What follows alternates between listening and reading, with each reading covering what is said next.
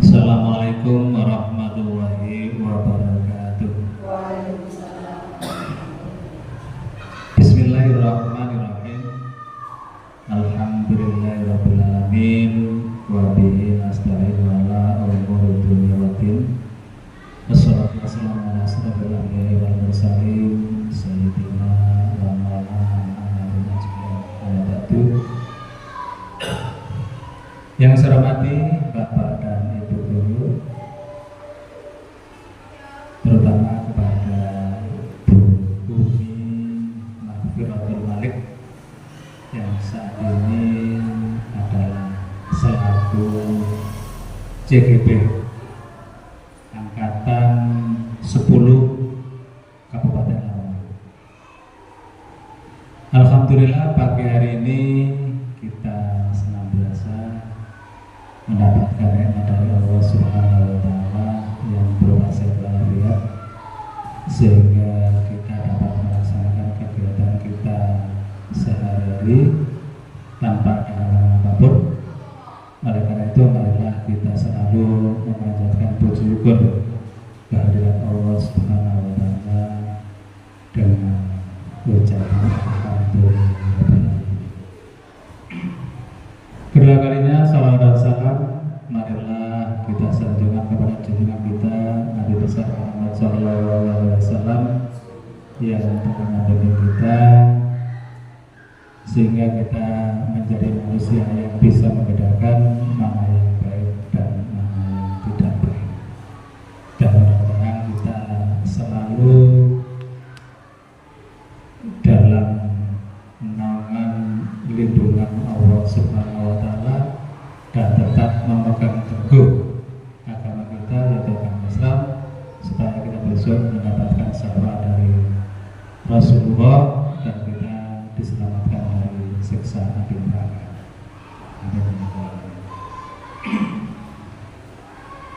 Bapak Ibu, hari ini atau pagi ini Ibu Umi selaku CGP akan melaksanakan aksi nyata yang mana beliau telah menerima beberapa ilmu yang terkait dengan kegiatan aksi nyata. Mungkin saat ini sudah masuk modul 1.4, yaitu budaya positif. Nah, tujuannya ini adalah melakukan pengimbasan atau menyebarkan pemahaman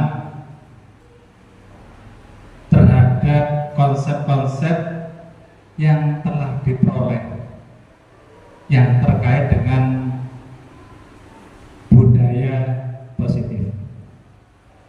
Jadi nanti akan disampaikan beberapa hal yang terkait budaya positif yang tujuannya tidak lain adalah ketika Bapak Ibu telah menerima konsep-konsep ini bisa kita laksanakan, bisa kita kita lakukan kegiatan sehari-hari dalam proses pembelajaran. Nah, mudah-mudahan ke depan ini hal-hal yang terkait dengan pembelajaran, yang terkait dengan hal-hal yang diperoleh atau ilmu yang diperoleh dalam CGP ini bisa kita manfaatkan, bisa kita sebarkan, bisa kita imbaskan kepada teman-teman yang lain. Karena baik dan tidaknya mutu pendidikan itu nanti akan dilakukan oleh Bapak Ibu terkait dengan pemahaman konsep-konsep pembelajaran yang baik. Oleh karena itu kami berharap tidak hanya Bu Mila, Bu Umi, nanti juga akan ke Pak Agus, ke Pak Musbir. Nanti dari kepala sekolah kabel hilang. Nah itu spesial.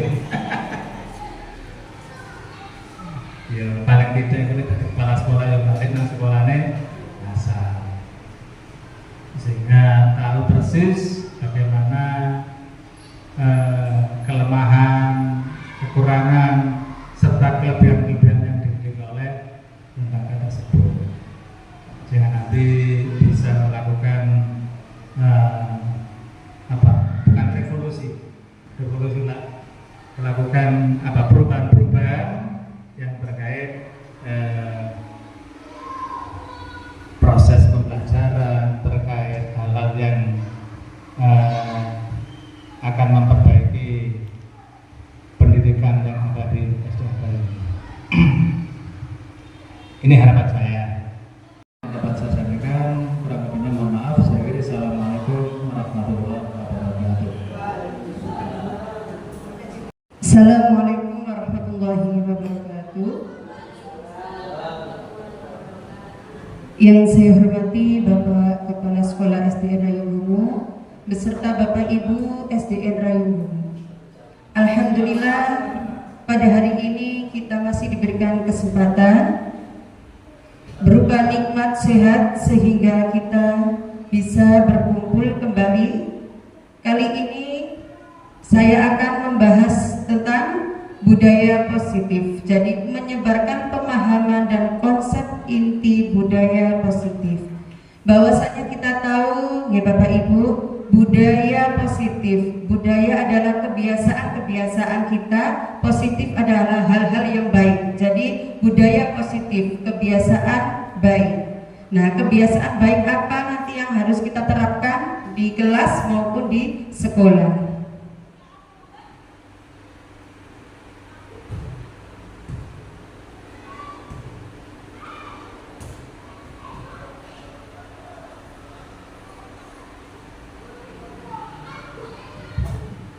Konsep inti budaya positif. Yang pertama ada perubahan paradigma belajar. Ada disiplin positif, kebutuhan dasar manusia, motivasi perilaku manusia, posisi kontrol restitusi, keyakinan kelas, dan segitiga restitusi.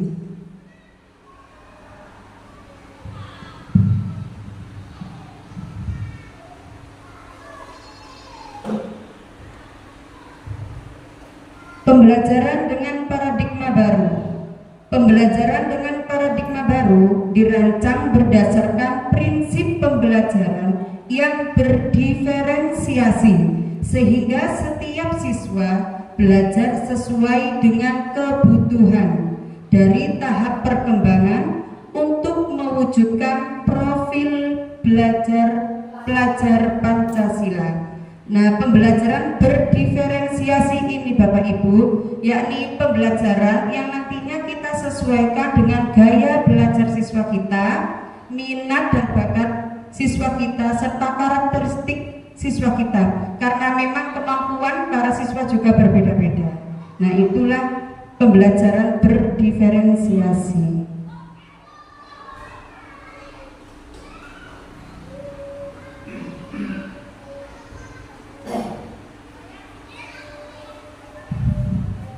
Disiplin positif. Nah, ini yang kita bahas dalam budaya kita. Makna kata disiplin dimaknai menjadi sesuatu yang dilakukan seseorang pada orang lain untuk mendapatkan kepatuhan.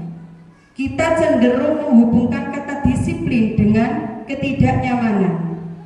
Nah, sebagai pendidik, tujuan kita adalah menciptakan anak-anak yang disiplin diri, sehingga mereka bisa berperilaku dengan mengacu pada nilai-nilai kebajikan yang universal dan memiliki motivasi intrinsik, bukan yang ekstrinsik.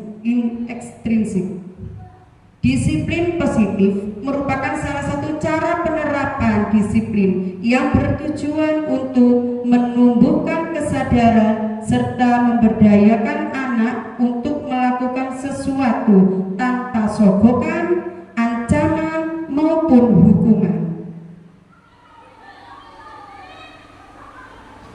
Kenapa ketidaknyamanan? Karena pada diri seseorang disiplin itu kan belum tentu ada diri kita semua. Nah, dituntut disiplin berarti seperti tidak nyaman, tapi itulah tuntutan. Nilai-nilai kebajikan, nilai yang disepakati bersama, lepas dari suku bangsa, agama, bahasa, maupun latar belakang. Yang pertama, nilai-nilai profil pelajar Pancasila yang kita mungkin sudah hafal semua ya Bapak Ibu ya. Kalau kita di kelas sebelum pembelajaran di rumah pembelajaran dimulai, kita bisa ice breaking, bernyanyi bersama anak-anak, mengenalkan apa saja profil pelajar Pancasila, yakni beriman, bertakwa kepada Tuhan Yang Maha Esa dan berakhlak mulia, mandiri, bernalar kritis, berkebinekaan global, gotong royong, dan kreatif. Bisa kita ajak nyanyi dulu untuk bisa mengingatkan, oh begini profil pelajar Pancasila. Untuk yang dasar kita kenalkan dan juga kita pahamkan satu persatu dari arti profil pelajar Pancasila. Kemudian di sini ada PYP, Ibo Primary Years Program, yakni di dalamnya ada saling toleransi, rasa hormat, integritas, mandiri, menghargai, antusias, empati, keingintahuan, kreativitas, kerjasama, percaya diri, dan komitmen. Ada juga nilai kebajikan, keterampilan hidup, dapat dipercaya, lurus hati, pendengar yang aktif, tidak merendahkan orang lain, serta memberikan yang terbaik dari diri kita. Inilah nilai-nilai kebajikan yang nanti bisa kita terapkan kepada anak-anak semua.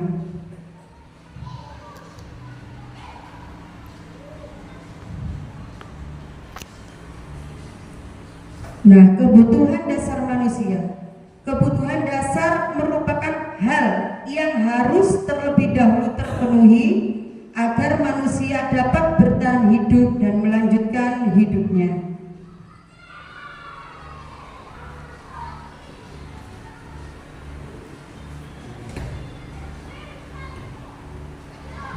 Kebutuhan dasar manusia ada 5 poin Bapak Ibu. Yang pertama, kebutuhan bertahan hidup.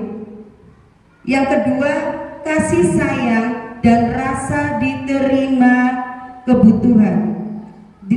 yakni kebutuhan untuk diterima. Yang ketiga, penguasaan, yakni kebutuhan pengakuan atas kemampuan. Yang keempat, kebebasan, yakni kebutuhan akan pilihan. Dan yang kelima adalah kesenangan, yakni kebutuhan untuk merasa senang. Jadi ada 5 poin kebutuhan dasar manusia, yakni kebutuhan bertahan hidup, kasih sayang dan rasa diterima, penguasaan, kebebasan, dan juga kesenangan.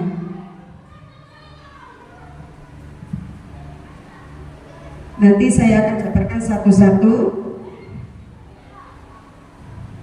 Nah, kebutuhan dasar manusia tadi, yang pertama kebutuhan bertahan hidup, ya, seperti pakaian, kesehatan, rumah, dan juga makanan dan minuman kita. Iya. Kemudian kebutuhan dasar yang kedua yakni kasih sayang dan rasa diterima, kebutuhan untuk memberi dan menerima kasih sayang, serta kebutuhan untuk merasa menjadi bagian dari suatu kelompok. Yang ketiga, penguasaan, kekuatan untuk mencapai sesuatu, menjadi kompeten, menjadi terampil, diakui atas prestasi dan keterampilan kita, didengar dan memiliki rasa harga diri.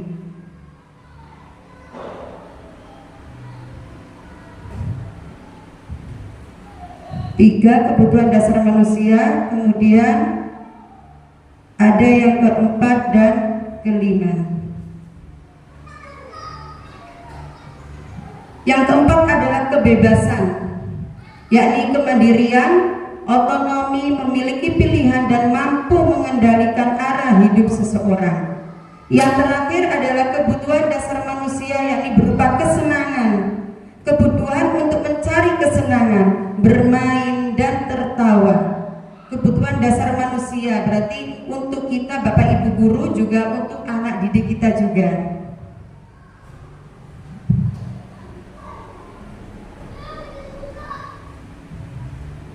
Motivasi perilaku manusia. Motivasi merupakan dorongan yang timbul pada diri seseorang secara sadar atau tidak sadar untuk melakukan suatu tindakan dengan tujuan tertentu. Nah, motivasi ini terbagi menjadi dua, motivasi internal dan juga motivasi eksternal. Motivasi internal, dorongan, menghargai nilai-nilai kebajikan diri sendiri. Murid melakukan disiplin diri karena sadar akan nilai kebajikan dirinya. Jadi ini motivasi internal. Ya, dorongannya kadang-kadang murid itu juga sudah menyadari, aku semangat belajar, aku kepingin bisa. Nah, itu motivasi internal dari diri murid. Sedangkan yang motivasi eksternalnya, menghindari ketidaknyamanan atau hukuman. Murid melakukan disiplin diri karena ia takut dihukum. Aku tak ngerjakan PR, sesuk gak ngerjakan PR, aku bakal dihukum Bapak Ibu guru. Nah, ini motivasi eksternalnya. Mendapatkan imbalan atau penghargaan dari orang lain. Murid melakukan disiplin diri hanya karena ingin mendapatkan imbalan. Nanti kalau aku mengerjakan nilaiku bagus, pasti nanti dikasih bintang 5, atau nanti pasti dikasih Bapak Ibu guru uang atau bagaimana, ya. Itu motivasi eksternal. Yang motivasi internal tadi, semangat, motivasi dari dirinya sendiri.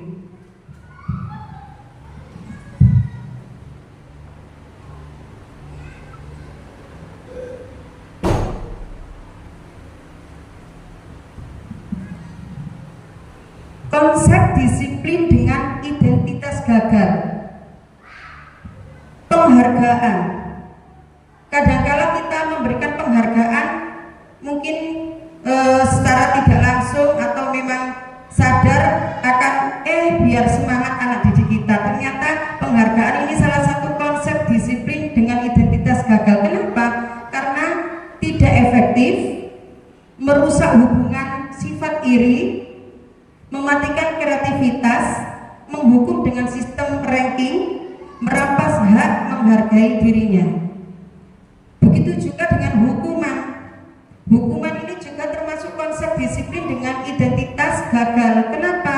Karena hukuman ini cenderung menyakitkan, tidak nyaman, murid merasa takut, memaksa, murid menyembunyikan kesalahan, dan murid menjadi rendah diri.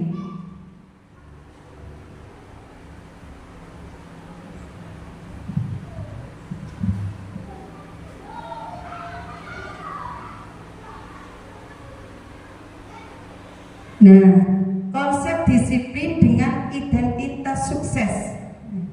Di sini ada konsekuensi dan restitusi, Bapak Ibu. Yang kemarin saya juga tidak mengerti apa sih itu restitusi, tapi selama saya mempelajari modul-modul saya, nah ternyata saya sekarang sudah tahu apa itu arti restitusi. Kemarin kan hanya hukuman atau hanya sekedar penghargaan saja yang kita terapkan. Di sini ada konsekuensi dan restitusi untuk konsep disiplin dengan identitas sukses. Kenapa konsekuensi? Karena di konsekuensi ini ada penguatan jangka pendek, perlu monitoring berkelanjutan, stimulus respon, murid menghormati peraturan, kehilangan waktu untuk merenungi kesalahan. Jadi ketika konsekuensi itu kan sudah kita diskusikan bersama murid, nanti seandainya kamu melakukan kesalahan ini, konsekuensinya begini. Jadi murid itu merasa bertanggung jawab, bukan seperti hukuman. Loh, kamu kok memakai sepatu putih, sudah kamu lepas sepatumu, ambil sepatumu yang warna hitam, atau kamu keliling lapangan, itu kan hukuman. Kalau konsekuensi ini kan sudah kita rembukan dengan anak didik kita. Kemudian restitusi, Bapak Ibu. Restitusi ini murid bertanggung jawab untuk perilakunya, fokus pada pemecahan masalah jangka panjang, murid menghormati dirinya dan orang lain. Teori kontrol dirinya memegang kontrol. Murid bersemangat memperbaiki kesalahan. Nanti saya akan jabarkan apa itu restitusi, okay? Karena memang kemarin-kemarin yang kita terapkan ini cenderung ke hukuman dan juga penghargaan. ini nanti konsekuensi dan restitusi ini masuk konsep disiplin dengan identitas sukses.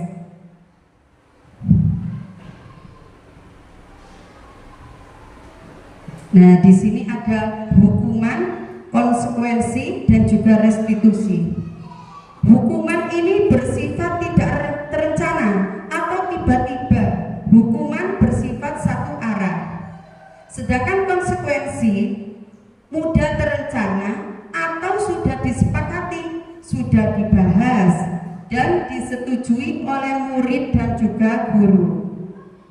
Restitusi berisi perbaikan yang dilakukan oleh anak yang melakukan kesalahan untuk kembali pada karakter yang lebih kuat. Jadi ada hukuman, konsekuensi, dan juga restitusi.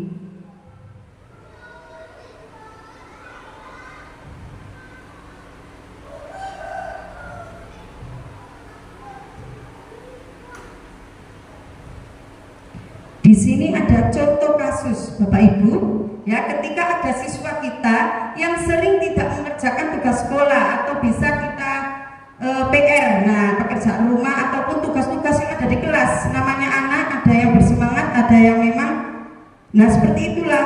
Kadang sudah Bapak Ibu guru semangati, tapi memang tipe anaknya seperti itu. Nah, contoh kasusnya di sini siswa sering tidak mengerjakan tugas sekolah. Kalau hukuman, guru itu menyuruh murid keliling lapangan, misalnya seperti itu. Guru marah dan murid menjadi takut. Itu contoh sebuah hukuman ketika muridnya tidak mengerjakan tugas. Nah, kalau konsekuensi bagaimana? Guru memberikan konsekuensi untuk mengerjakan tugas sekolah saat jam istirahat. Guru tegas dan siswa menghormati peraturan. Karena memang konsekuensi kan kita sepakati bersama.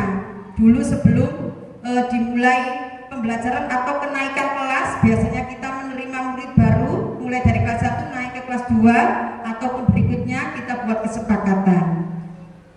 Restitusi, guru menanyakan keyakinan kelas dan membantu siswa menyelesaikan masalahnya. Guru terbuka dan siswa menghormati dirinya dan juga orang lain. Ya, ini disiplin, 3 kedisiplinan tadi. Ada yang identitas gagal, ada yang identitas sukses.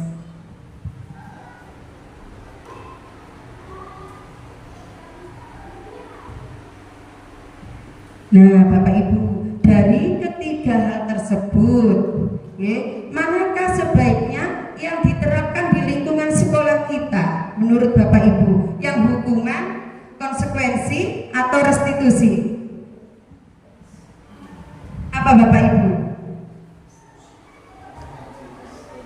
Ya, konsekuensi, ada yang juga restitusi. Memang tadi kan dari awal lagi kita balik awal bahwasanya disiplin dengan identitas sukses yakni konsekuensi dan juga restitusi. Untuk penghargaan dan hukuman ini masuk kedisiplinan yang gagal.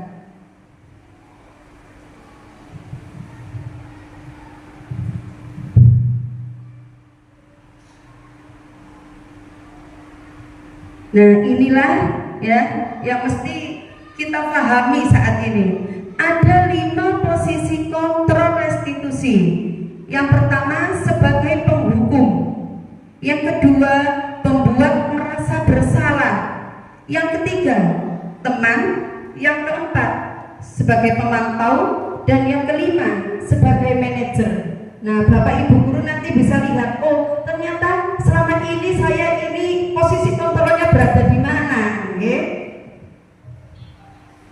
Ada 5 posisi kontrol yang harus kita ketahui.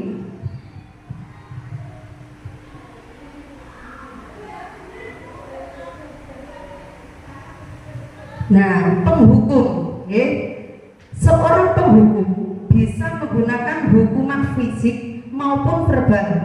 Senantiasa mengatakan bahwa sekolah memerlukan sistem atau alat yang menekankan murid-murid lebih dalam lagi. Contohnya seperti ini, patuhi aturan saya atau awas kalau tidak. Nah, itu kan cenderung menghukum. tapi dengan verbal, ya, dengan kata-kata. Kamu selalu saja salah, selalu, pasti selalu yang terakhir ini selesai kamu. Nah, itu kan biasanya juga mungkin ya kita lakukan dengan sadar atau tidak sadar. Nah, ini adalah posisi kontrol penghukum secara verbal. Mungkin kalau secara fisik anak-anak disuruh keliling atau anak-anak dijemur di lapangan, ya. Tapi untuk sekarang mungkin seperti itu sudah jarang.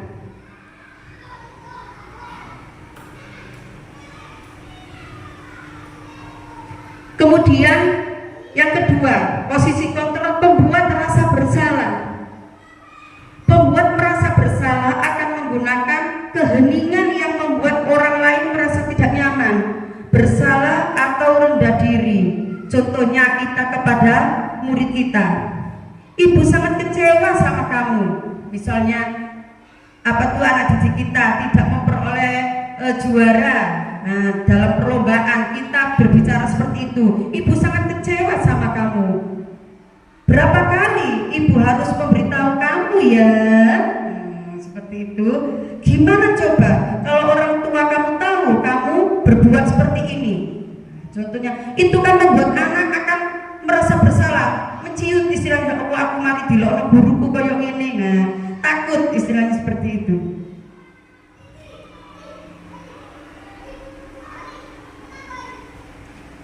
Kita ini secara sadar tidak sadar posisi penghukum, pembuat rasa bersalah pernah kita lakukan ya ibu bapak guru. Kemudian posisi yang ketiga adalah sebagai teman. Guru pada posisi ini tidak akan menyakiti murid, namun tetap berupaya mengontrol murid melalui persuasi. Contohnya, ayo bantulah demi ibu ya. Ayo, ingat tidak bantuan ibu selama ini? Ya sudah, kali ini tidak apa-apa, nanti ibu bantu bereskan. Nah itu kita sebagai teman. Sebagai teman juga perlu Bapak Ibu ya, itu kedekatan kita, stimulus kita kepada anak-anak didik kita. Cuma kita juga harus mengontrol ada batasan guru dan juga murid.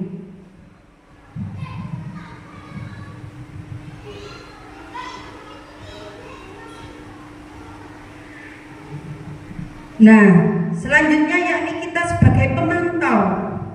Posisi pemantau berdasarkan pada peraturan-peraturan dan juga konsekuensi. Contohnya, peraturannya apa tadi? Apa yang telah kamu lakukan? Sanksi atau konsekuensinya apa jika kamu melakukan seperti ini? Misalnya tadi contohnya kan tidak mengerjakan tugas. Nah ini kalau guru posisinya sebagai pemantau itu seperti itu. Pemantau kan setidaknya kita kan tahu gerak-geriknya siswa kita. Apalagi seorang wali kelas kan paling sering di kelas, jadi tahu karakteristiknya muridnya, apa saja yang dilakukan, apa yang baik dan apa yang tidak baik. Dan yang kelima adalah posisi manajer Bapak Ibu Guru. Nah ini dalam posisi manajer penekanan bukan pada kemampuan membuat konsekuensi, namun dapat berkolaborasi dengan murid bagaimana memperbaiki kesalahan yang ada. Contoh, apa yang kita yakini, kembali ke keyakinan kelas bahwasanya sebelum dimulai itu dulu kita harus membuat keyakinan kelas. Jika kamu meyakininya, apakah kamu bersedia memperbaikinya? Apa rencana kamu untuk memperbaiki hal ini? Nah, ini 5 posisi kontrol Bapak Ibu Guru nanti yang mana kita termasuk yang mana sebagai penghukum, apa sebagai merasa bersalah, atau sebagai apa tadi, teman, sebagai pemantau, atau sebagai manajer. 5 posisi kontrol yang ada pada diri guru nanti ya. Dan dari kelima posisi kontrol tersebut tadi, manakah posisi kontrol yang sebaiknya kita hindari Bapak Ibu Guru? Sebagai apa? Sebagai penghukum dan pembuat rasa bersalah, ya. kalau sebagai teman, sebagai pemantau, apalagi sebagai manajer, itu mungkin posisi kontrol yang baik ya.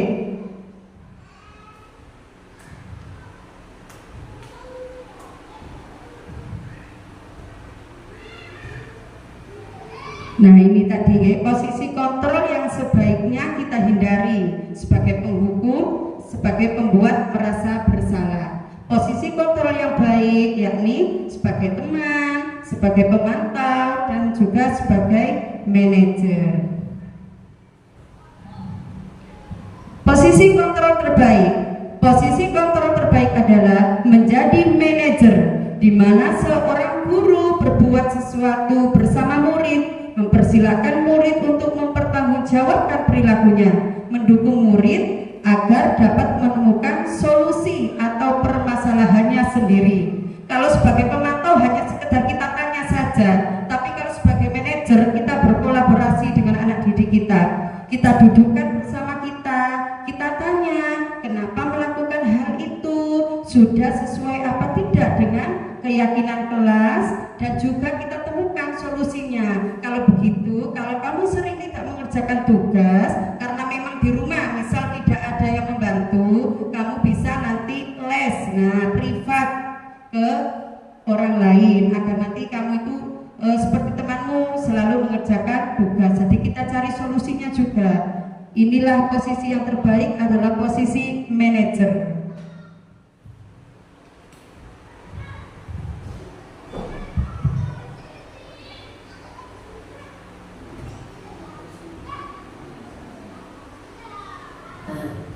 Nah, keyakinan kelas, kali ini kita akan membahas keyakinan kelas. Mengapa keyakinan kelas? Mengapa tidak peraturan kelas saja?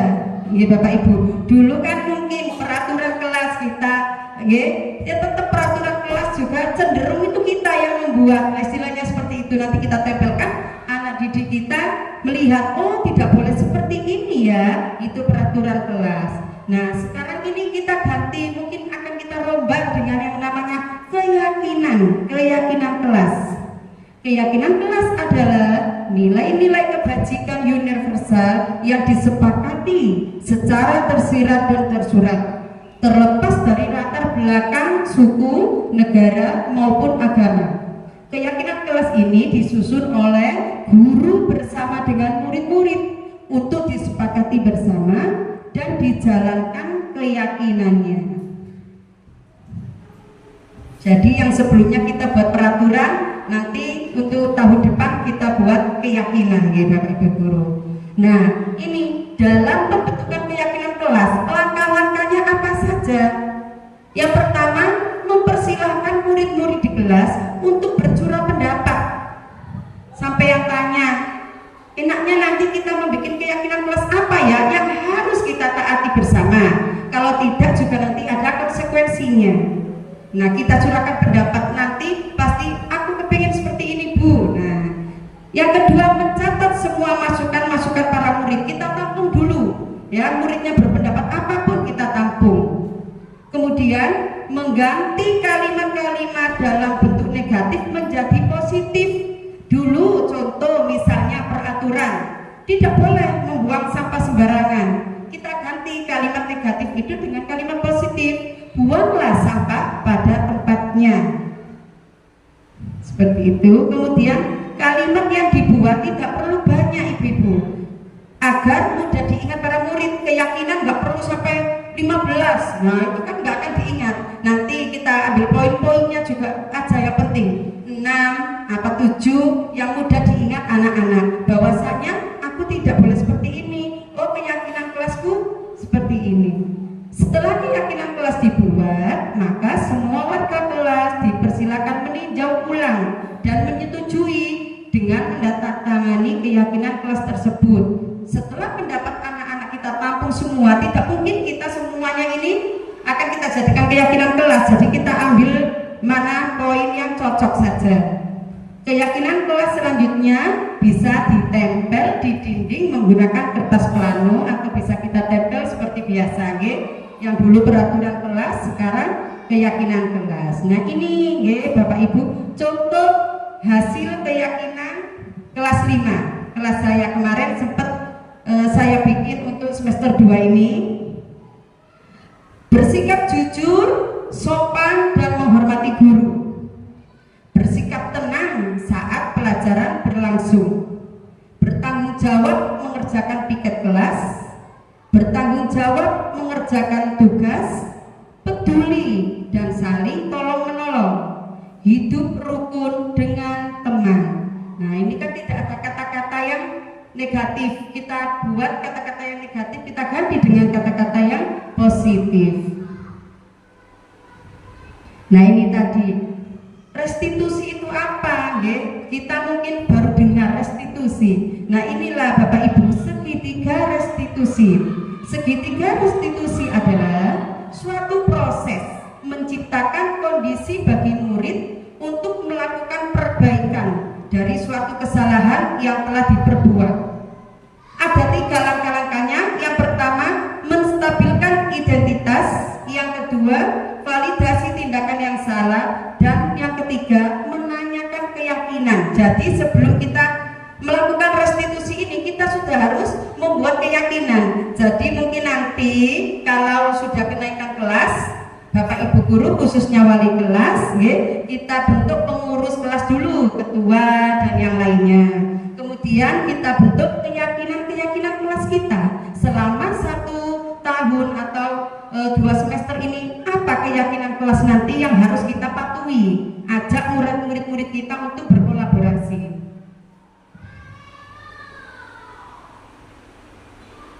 Nah, yang pertama ini menstabilkan identitas.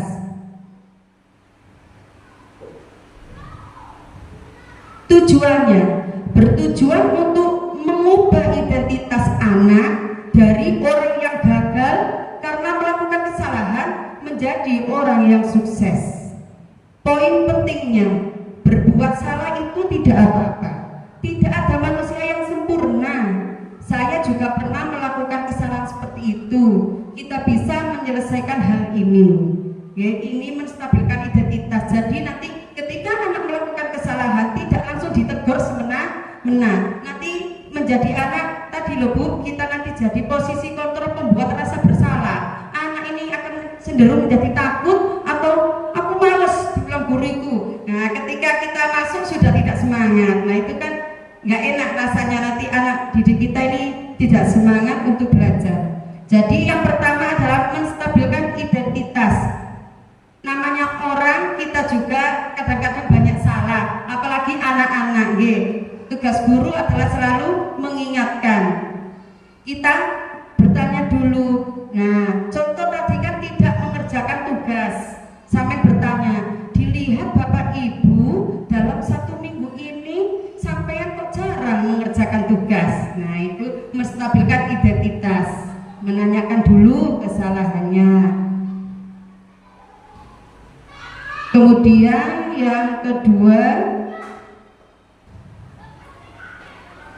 yang pertama menstabilkan identitas.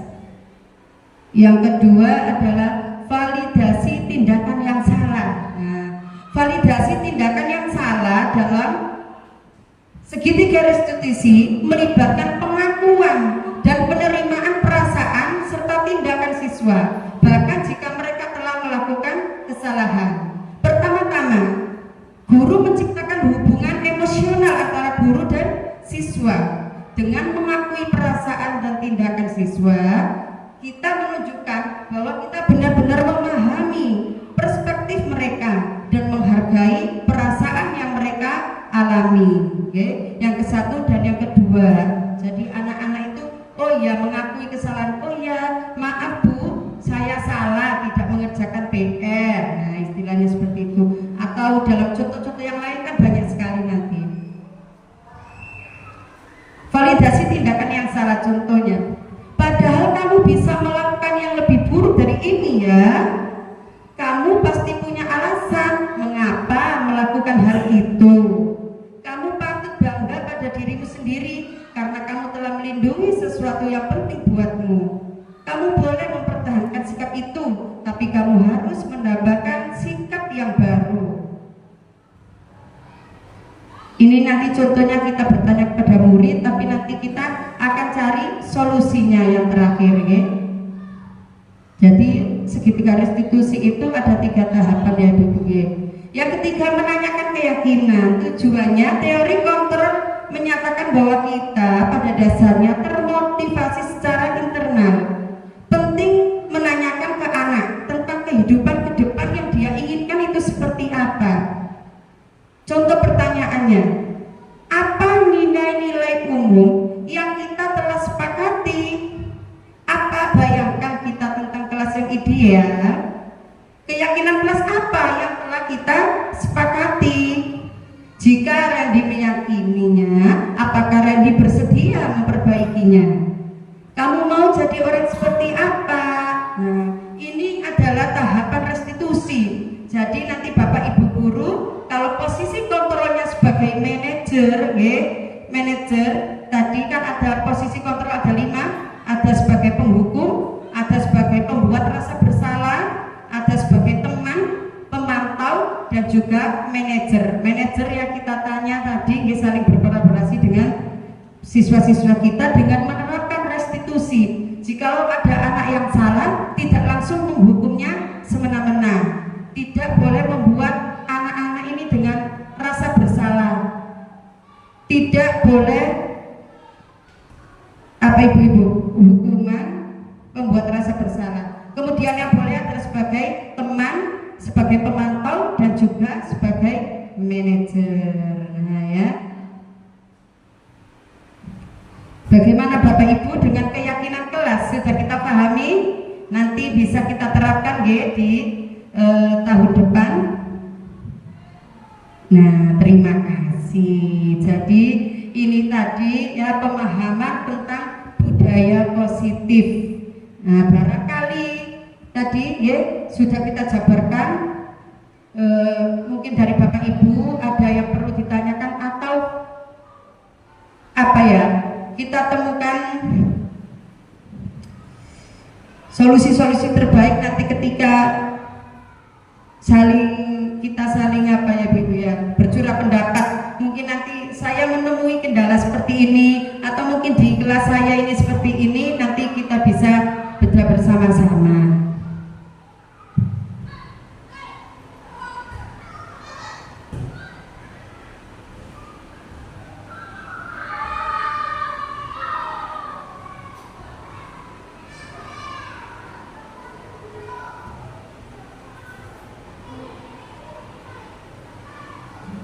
Konsep disiplin dengan identitas gagasan tadi Bu ya, kita cenderung memberikan anak-anak didik kita, mungkin bukan anak didik kita saja, kepada anak-anak kita istilahnya untuk semangat. Nanti ayo, nanti dibelikan apa, sekarang belajar dulu biar nanti dapat ranking. Sekarang ini Bapak Ibu guru untuk perankingan, nah itu kan aslinya ini kalau bisa ini kita hapus atau kita hindari. Karena apa? Nanti selain membuat anak-anak iri juga ini kurang apa ya, efektif gitu untuk sekarang, untuk merdeka mengajar harusnya perankingan ini. Karena memang kita ini menilai berdasarkan minat belajar dengan karakteristik masing-masing siswa yang berbeda. Kadang ada kemampuan anak ini menguasai ini, yang satunya menguasai ini. Tidak mungkin anak-anak tidak mempunyai kelebihan seperti itu. Yaitu bagaimana? Mungkin ada yang kita bahas bersama-sama. Barangkali nanti kedepannya biar kita sepakati bersama. Jadi nanti enak di kelas itu harusnya seperti ini. Sekolah juga bisa kita terapkan budaya positif Bapak Ibu. Kita membuat keyakinan-keyakinan sekolah. Pertama, disiplin waktu juga kan bisa. Masuknya harus jam segini. Bisa kita terapkan lagi buang sampah itu pada tempatnya, kita bersihkan lingkungan setiap hari apa. Nah itu kan nanti kita bisa bentuk budaya positif di sekolah, bukan hanya keyakinan kelas saja tapi budaya positif di sekolah.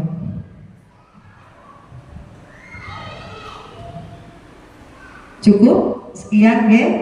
Nah alhamdulillah, semoga tadi sedikit pemahaman tentang budaya positif, tentang kebutuhan hidup manusia, tentang posisi 5 semoga nanti kedepannya bisa kita terapkan di sekolah kita kepada siswa-siswi kita. Semoga siswa-siswi kita ini menjadi anak-anak yang selain soleh dan soleha, menjadi anak-anak yang berkarakter, ya. Begitu juga Bapak Ibu gurunya. Semoga setelah pengimbasan budaya positif ini nanti bisa membangun lagi SD kita ini menjadi SD yang lebih baik. Kita terapkan budaya positif yang baik di SD kita. Terima kasih atas waktunya Bapak Ibu. Kita ucapkan alhamdulillah. Baru muncul, idenya baru muncul setelah akan ditutup. Terima kasih. Ya. Untuk budaya positif ini sebagian sudah diterapkan di SDN Rayongungu. Hanya saja untuk impaknya dulu kan setiap hari, sekarang tidak berjalan. Nah, ini perlu dukungan wali murid dan wali kelas utamanya. Nah, untuk itu besok pada waktu pertemuan wali murid itu dipaparkan atau diutarakan bahwa budaya positif yang seperti infak ini kalau memang setiap hari keberatan, ya pada waktu hari Jumat saja, tapi di apa istilahnya itu ya dianjurkan jangan sampai lengah gitu. Utamanya itu yang untuk mendorong utama di sekolahan itu wali kelas. Kalau wali kelas itu diam saja, insya Allah tidak mendapatkan uang. Buktinya kelas 1 itu, padahal itu kan anak kecil. Setiap hari saya ingatkan, alhamdulillah. Walaupun tidak semua anak 7, insya Allah setiap hari itu ada 6 anak, 5 anak, itu pasti ada. Tapi untuk yang lain, kemungkinan wali kelasnya itu ya agak keberatan barangkali kok sering kosong. Insya Allah kalau diperingatkan itu bisa, tidak minta orang tua, uang sakunya sendiri 500 bisa. Kalau ini disepakati tahun ajaran baru ini 1 minggu sekali aja hari Jumat, tapi ya tidak 500.000, insya Allah masuk. Itu manfaatnya sangat banyak sekali. Kalau ini tidak memungut seperti itu, kita tidak punya uang cash untuk menjenguk anak sakit, menjenguk guru sakit dan lain sebagainya, sudah habis. Mau pemasukan tidak ada. Itu saja, terima kasih. Dan tambahan sedikit untuk keyakinan tadi, alhamdulillah ini sangat bagus sekali. Tetapi untuk kelas 1 ini ya tidak secara langsung membentuk seperti itu. Ya, kita meyakinkan itu aja, mana yang baik. Nah, setiap hari itu bagaimana dengan guru, saliman dan lain sebagainya. Itu aja untuk kelas 1 ini kebijakan. Tapi kelas yang lain ini kan sudah pikirannya sudah jernih, sudah ilmunya sudah banyak. Jadi saya kira mudah diterapkan. Tapi untuk kelas 1 ini kebijakan dengan bahasa tersendiri lah. Gitu. Terima kasih. Oke, terima kasih Bu Fat. Saya jawab untuk keyakinan kelas dulu. Memang untuk kelas 1, 2, dan 3 mungkin keyakinan kelas ini kalau kita ajak kolaborasi belum bisa sepenuhnya diterima. Cuma nah itu tadi dengan bahasa kita ingatkan tapi tetap kita tulis, ya. Nah, untuk yang belum bisa membaca seperti kelas 1 mungkin ada yang belum bisa baca, ada yang sudah, kan seperti itu. Tetap keyakinan kelas ini kita tempel nantinya biar selalu ingat, ya. Tetap kita tempel untuk per kelas, ya. Cuma itu tadi dengan bahasa gurunya tersendiri, tidak apa-apa. Untuk yang kelas 4, 5, dan 6 nanti kita buat kesepakatan dengan murid kita, ya. Kita tuangkan pendapat-pendapat murid kita. Nah, untuk yang infak, ya, mungkin ya mulai saat ini agak kendor. Nanti mungkin dalam pertemuan wali murid Pak Kaji, ya, kita sampaikan mungkin infaknya 1 minggu sekali pada hari Jumat. Nah, itu bisa kita taruh di budaya positif, nanti budaya positif sekolah. Jadi mungkin kedepannya kita juga mereng-reng, ya, kolaborasi dengan guru-guru. Budaya positif apa saja sih ini nanti yang kita buat di sekolah kita agar kedepannya menjadi baik. Jadi dari diri gurunya, kalau nanti, ya, murid-murid setiap hari Jumat infak, Bapak Ibu guru nanti kita awali dulu. Bapak Ibu guru juga infak loh ya, setiap 1 minggu sekali. Jadi minta kita ajarkan kepada anak-anak kita. Karena apa? Karena guru ini panutan, ya, menuntun. Nah, jadi seperti itu nanti kita terapkan setiap hari Jumat sekali. Bisa sampai infak 1.000 atau 2.000 seikhlasnya sampean. Tapi buat apa lah? Anak-anak juga diterangkan. Untuk apa sih uang ini anak-anak? Nanti jikalau ada teman sakit, kita bisa menjenguk menggunakan uang tersebut. Ya, jadi dipahamkan juga anak-anak, ya. Apalagi anak-anaknya kelas tinggi, insya Allah sudah paham. Ya, sampai dulu. Oke, terima kasih Bapak Ibu guru, ya, atas waktunya. Semoga budaya positif ini kita terapkan baik-baik di sekolah kita.